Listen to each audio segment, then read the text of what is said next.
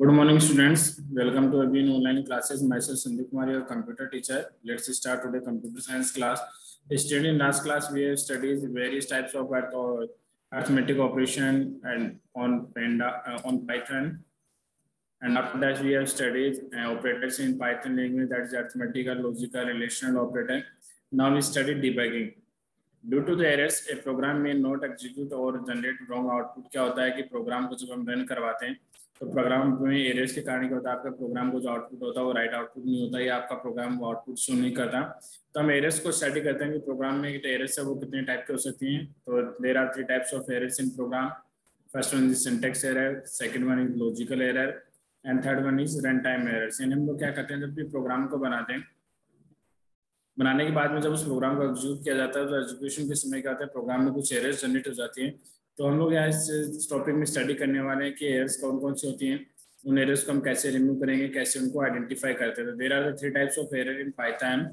First one is syntax error, second one is logical error, third one is run time error. Now we detail study about these types of errors. First one is syntax error. Syntax error, like any programming language, Python has rules that determine how a program is to be written. Like any programming language, जैसे हम भी कोई भी language को study करते हैं, Hindi language में आप हिंदी ग्रामर स्टडी करते हो, इंग्लिश लैंग्वेज में आप इंग्लिश ग्रामर स्टडी करते हो। जब भी हम किसी लैंग्वेज को स्टडी करते हैं, उस लैंग्वेज को हम लिखते हैं तो उसके लिए कुछ रूल्स होते हैं। उसी तरीके से पाइथन लैंग्वेज है, उसके भी अपने कुछ रूल्स हैं। उन रूल को फॉलो करके प्रोग्राम में वेरिएबल्स को लिखा जाता है, वैल्यूज को लिखा जाता है, प्रोग्राम में किसी फंक्शन को लिखा जाता है। तो like any programming language, Python has rules that determine how a program is to be written.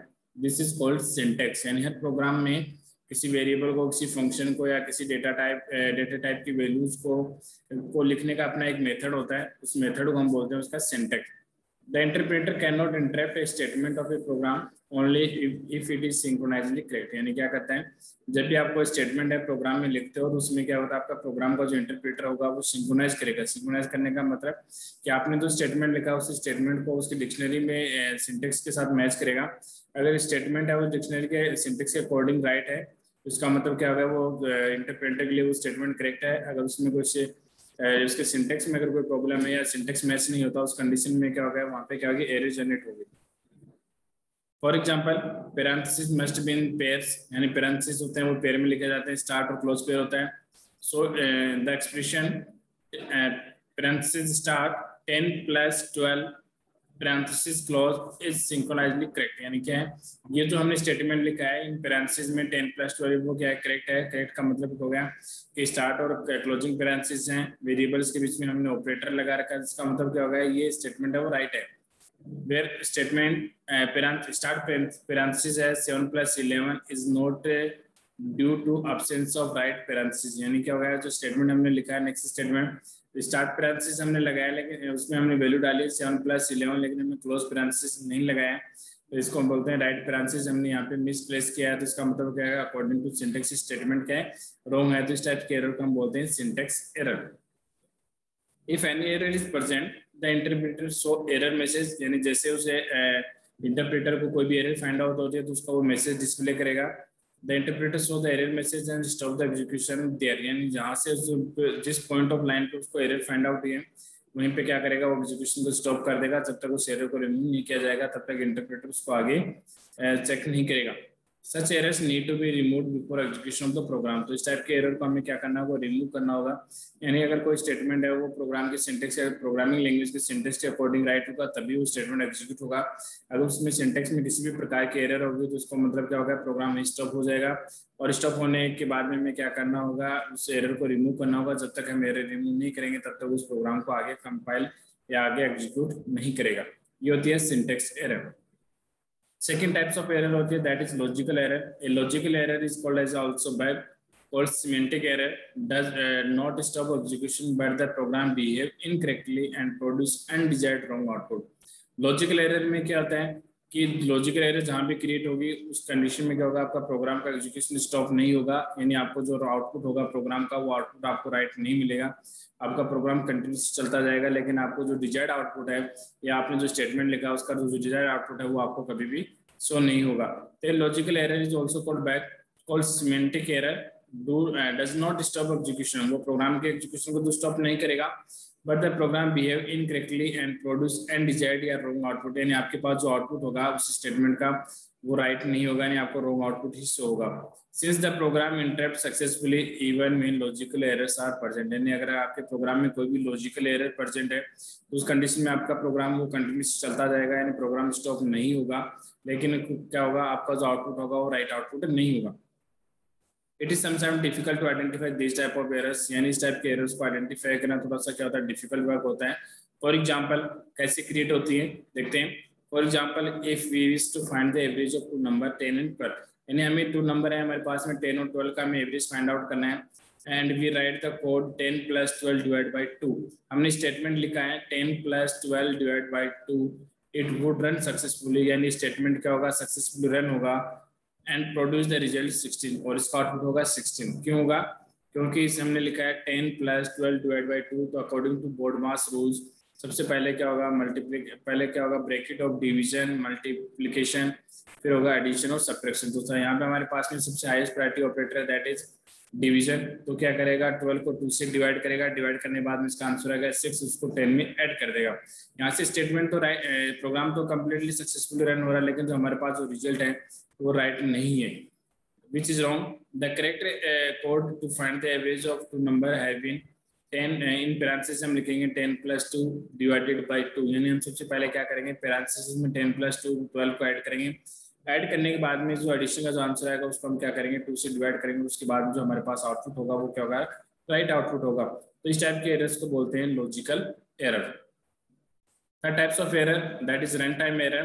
A runtime error causes abnormal termination of program while it's executing, यानी हम प्रोग्राम को रन करवा रहे हैं, जब हम प्रोग्राम का आउटपुट फाइंड आउट करें उसमें जो एरर्स क्रिएट होती हैं उनको हम बोलते हैं रन टाइम एरर, यानी आउटपुट किसमें जो एरर्स आते हैं उनको बोला जाता है run time error. Run time error आने की कंडीशन में क्या होगा, आपका प्रोग्राम है वो एग्जीक्यूशन को स्टॉप कर देगा, यानी आपका प्रोग्राम टर्मिनेट हो जाएगा।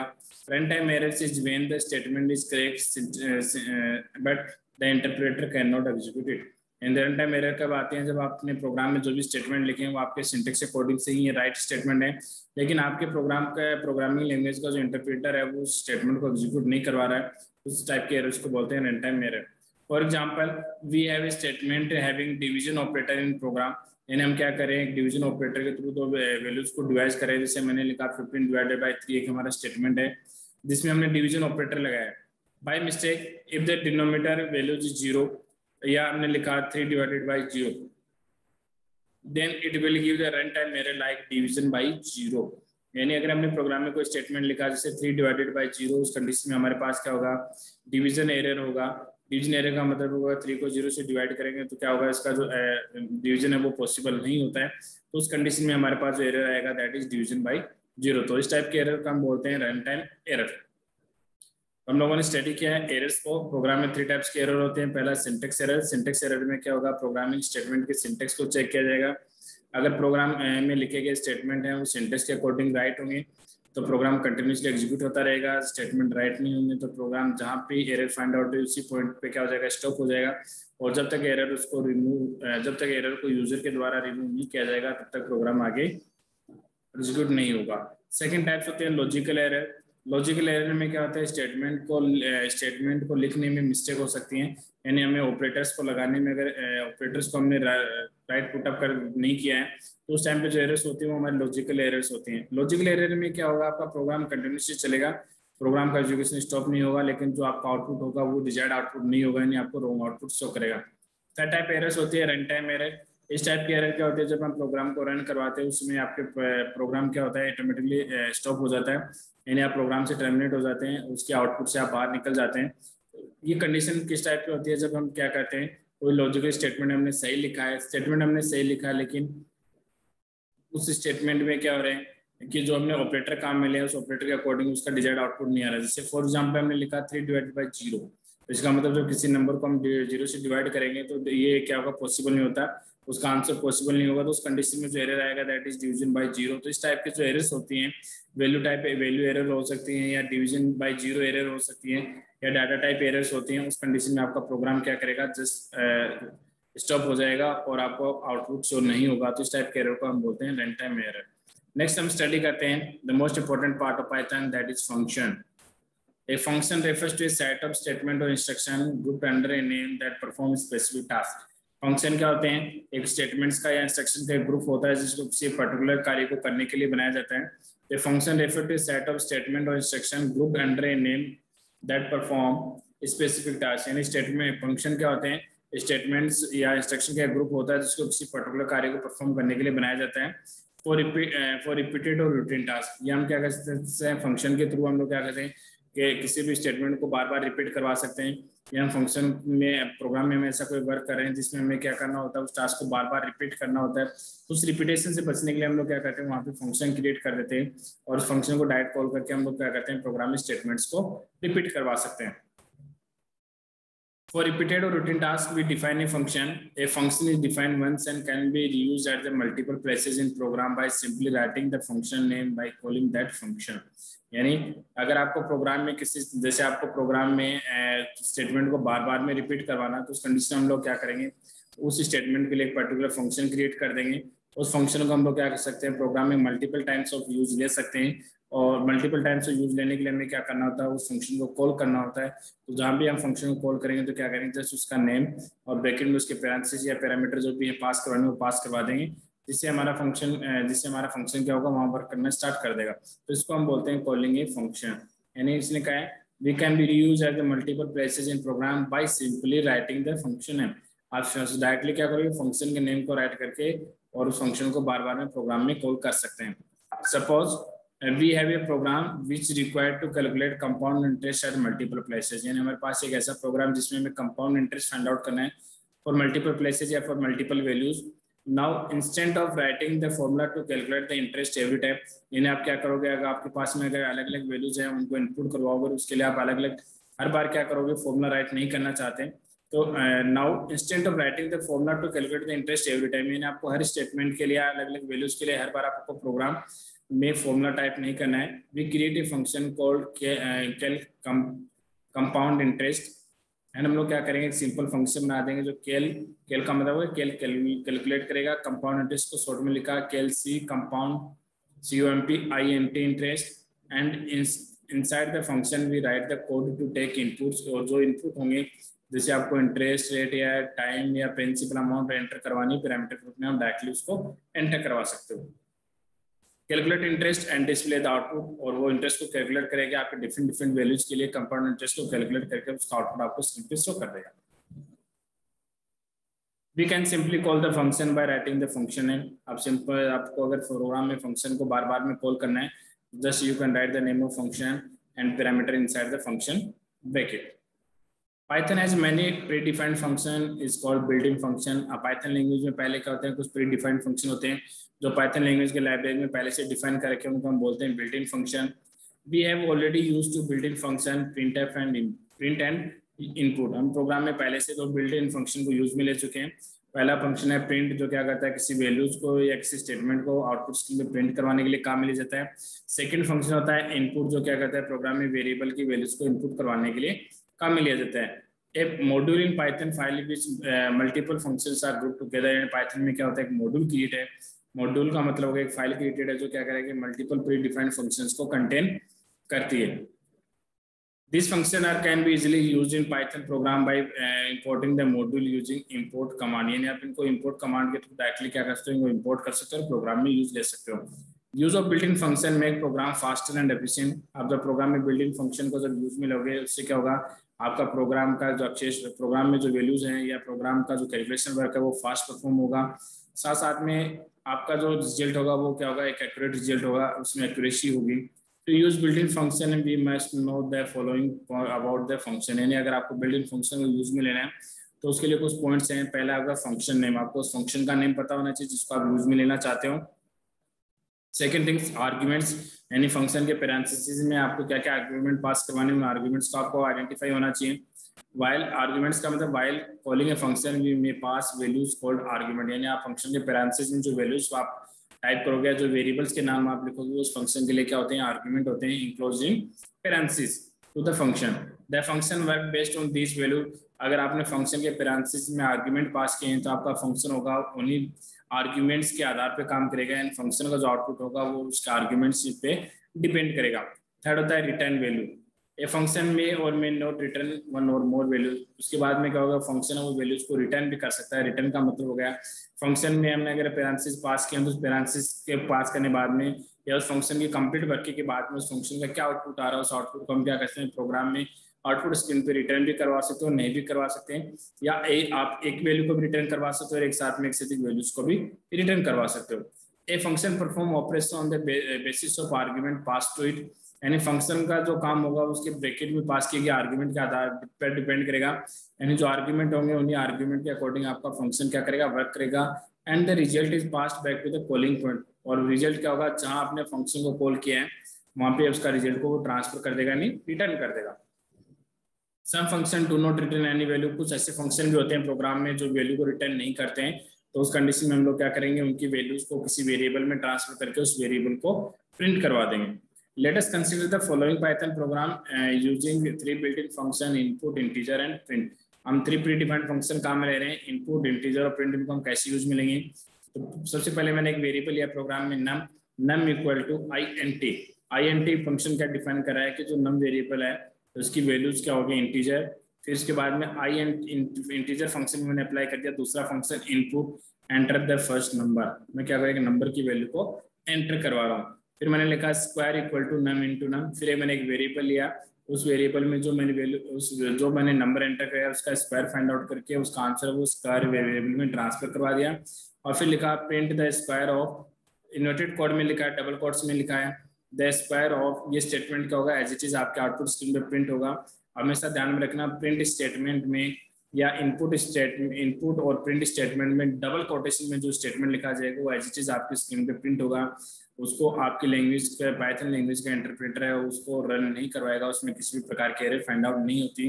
ये जो स्टेटमेंट लिखा जाता है वो सिर्फ यूजर की आइडेंटिफिकेशन के लिए लिखा जाता है कि हमें प्रोग्राम में कौन सा वर्क परफॉर्म करना है।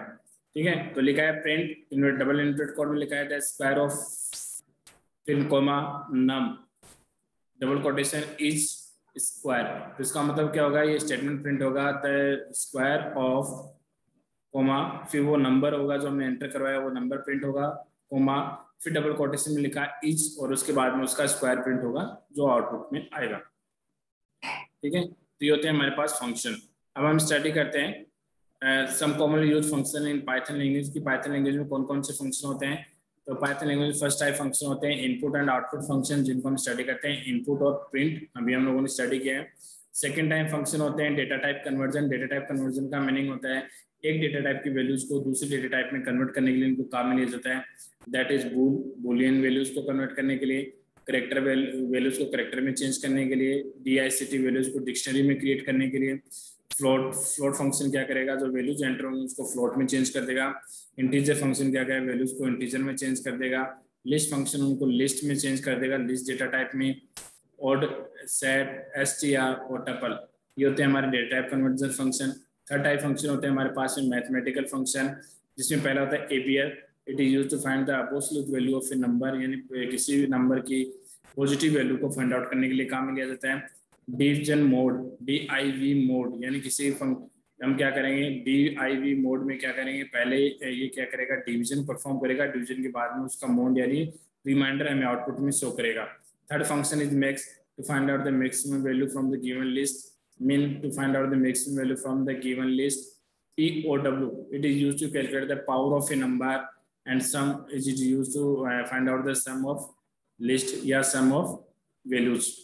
थर्ड अदर important function है, फर्स्ट है import, this function is used to import the values, यानी प्रोग्राम में किसी वैल्यूज को इंपोर्ट करना है या किसी फंक्शन को इंपोर्ट करना है उसके लिए काम लेते हैं।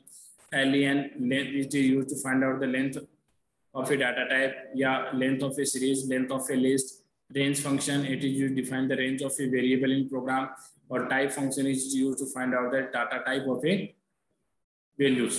तो ये हमारे पास क्या होते हैं, कुछ pre defined built in function होते हैं, input function, data type conversion function, mathematical function और other functions. Now we study control statements. Program में क्या होता है कि हमें कई बार क्या होता है किसी स्टेटमेंट को बार बार में रिपीट करवाना होता है, या किसी स्टेटमेंट में स्टार्ट से एंड पॉइंट तक उसको रिपीट करवाना होता है, तो उस कंडीशन में हम लोग क्या करते हैं,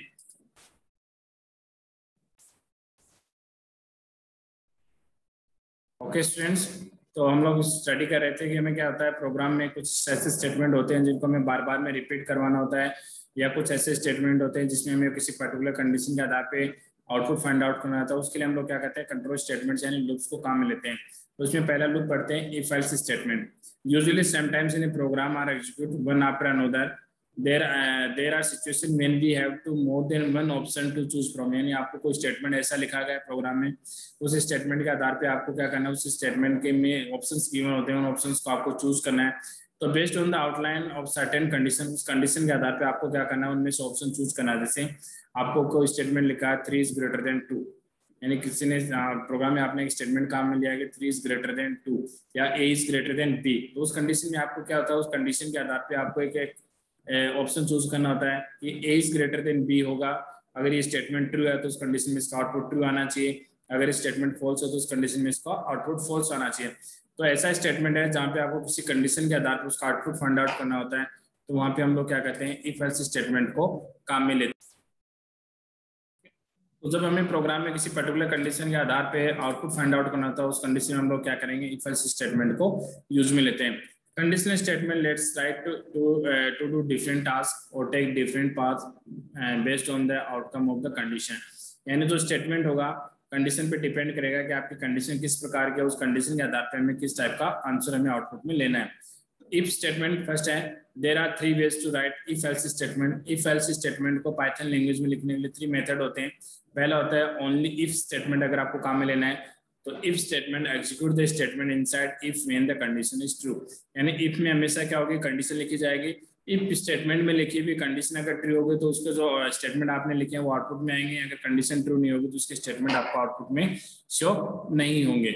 ओके, तो ये होता है